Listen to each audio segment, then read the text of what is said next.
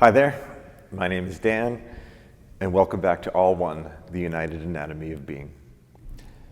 This is episode 9 called The Balanced Truth, which is another very important puzzle piece needed to assemble the big picture of unity consciousness or the United Anatomy of Being. So, another fundamental truth of the physical level is that everything is in balance. It may not always seem so, or seem so for certain aspects of life, but that is generally because we can't see the full or whole cycle that enables a balance. And as there are cycles within cycles within cycles, within cycles within cycles, even if we can witness a full or whole lower level or shorter cycle, we often can't witness the longer or full, whole, higher level cycles where the balancing might occur.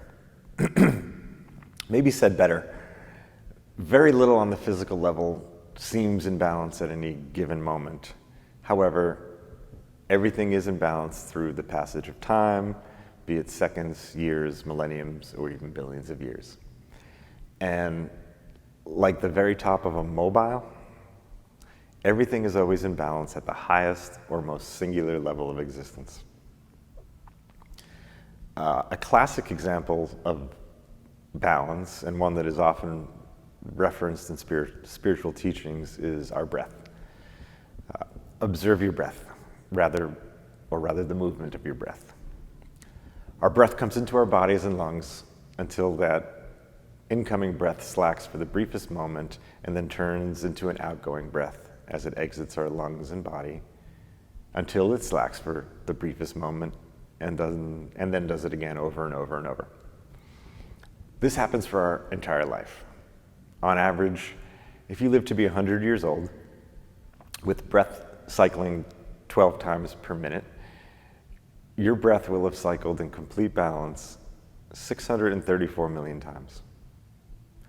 Again, there is imbalance at any given point in time, but there is always balance between the incoming and outgoing breath over time, whether you are sitting, laughing, sobbing, running, or sleeping. And there is complete balance between the incoming and outgoing breath over the course of your whole life. Consider the sun, or rather, how we see the sun here on Earth. The Earth rotates every 24 hours and revolves around the sun once every 365 days, creating both the human perspective of the sun and the actual way the Earth and every life form on Earth receives light. The sun comes up in the morning and goes down for the night. If the Earth rotated at a 90-degree axis angle to the sun, there would be exactly half daylight and half darkness each day.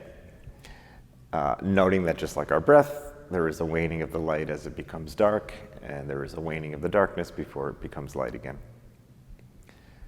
But the Earth's axis is not a perfect 90-degree angle to the sun. The axis is slightly offset from 90 degrees, so that the closer one is to the poles, the less light is received each day in winter. Winter will feel very imbalanced. But come summer, when the Earth has revolved a half cycle around the sun, there will be much more light each day than darkness. But over the full cycle of one revolution, or the passage of 1 year, the amount of light and darkness experienced during that year are entirely in balance. So consider the seasons, consider the moon, consider the tides of the ocean, consider the movement of electrons. Moons revolve around planets, planets revolve around stars, stars revolve around galaxies, and galaxies likely revolve around something too. Everything physical is always in balance over the passage of time of a full cycle. Just because we may not be able to experience some very long full cycles since we don't individually live long enough, or maybe as a species haven't lived long enough to record extremely long, full million or billion year cycles, doesn't mean that they are not constantly moving and are constantly changing in a very balanced way. Similarly, very small things on the physical level that are impossible to observe without advanced scientific instruments, like atoms and molecules, move in the same way, meaning that these atomic systems constantly change and constantly move in very balanced ways over the passage of one cycle. The single electron of a hydrogen atom, or the various electrons of any other elemental atom, is constantly moving with complete balance around the nucleus or center of the atomic system. Now, these are simple examples of singular systems, but nothing exists on the physical level that is not either part of a larger, constantly moving balanced cycle, or comprised of smaller or many smaller, constantly moving balanced cycles. Subatomic particles join to create atoms. Atoms join to create molecules. Molecules join in unfathomably large amounts, resulting in any and everything that exists on the physical level, from the sun and stars and moons, to the air, water, dirt, and rocks, to the trees, fish, insects, and animals, to our most complex human constitution, all made up of a very few different types of subatomic things that are so small they can only be inferred or experienced with highly advanced scientific instruments. And astronomical amounts of these tiny systems are constantly moving and cycling in balance over nanoseconds and joined together in both simple and very complex ways to create everything that physically exists.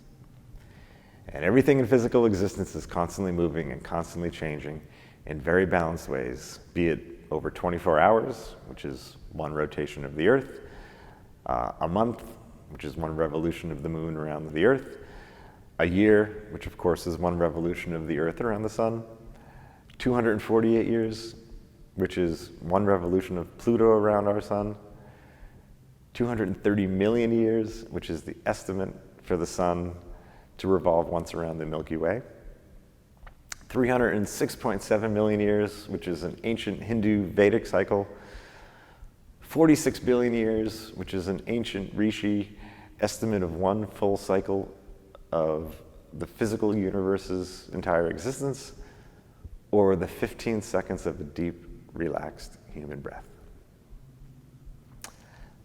The sun and the stars, while incredibly massive, are very simple unions of the simplest element in the universe, hydrogen, which has one proton and one electron. So the sun and the stars are infinitesimal amounts of singular little systems joining to create one unimaginably giant system.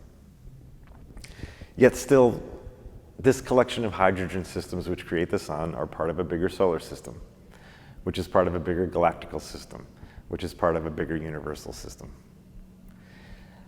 The bigger and more complicated the systems of which we are a part, the harder it is to understand or comprehend the balance in the system, because we cannot physically observe even one extremely long, full cycle of that system.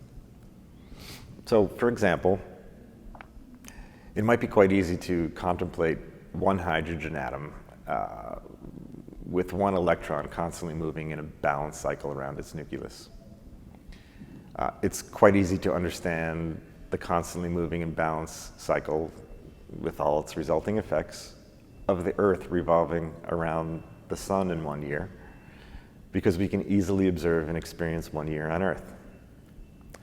But it's very difficult or near impossible to observe the constantly moving balance cycle of the sun revolving around the center of the Milky Way, because it takes an estimated 230 million years.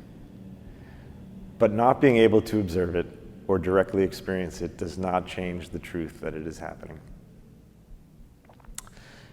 To continue with this example in context of constant change and impermanence, and almost really to put the two puzzle pieces together of impermanence and balance, Everything that physically exists can be in a similar location in relation to something else, like the Earth in relation to the sun each July.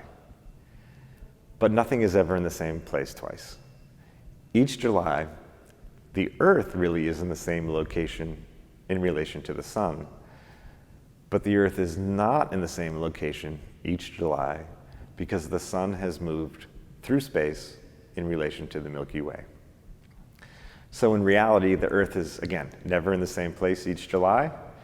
And in a July, roughly 230 million years later, when the Earth is back in the same location in relation to the sun and the sun's relation to the Milky Way will have moved, meaning neither the sun nor the Earth is ever in the same place as it was before. So constant motion really is constant change or impermanence, as nothing is ever in the same place twice. And actually, nothing is ever exactly the same twice. While very simple in pattern, it can be very complicated to contemplate, understand, or even remember once realized with any frequent awareness. Basically, everything that exists on the physical level is made up of entirely the same small stuff, just arranged in different ways, in a constantly moving, constantly changing, impermanent, but very balanced ways. And those are a few very important puzzle pieces. But to offer another simple way to think about grasping the balance of the entire physical universe, imagine the largest, most complicated mobile you possibly can, noting that it's so big you can't see the bottom or the very top. However, you have seen full mobiles before. You have experienced small children's mobiles and seen them in their entirety, so you understand how they work. Many levels seem imbalanced at any given point in time, but the whole of the mobile is always in balance. Therefore, even though you cannot see all or maybe even much of the one you just imagined, you can still comprehend what's happening. So thank you. That is the balanced truth. And in the next episode, we're going to discuss a model of physical motion, which is another important puzzle piece that must be revealed before we can work towards a full understanding of the oneness of being and the united anatomy of being. So thank you very much for joining me, and I look forward to seeing you in the next episode.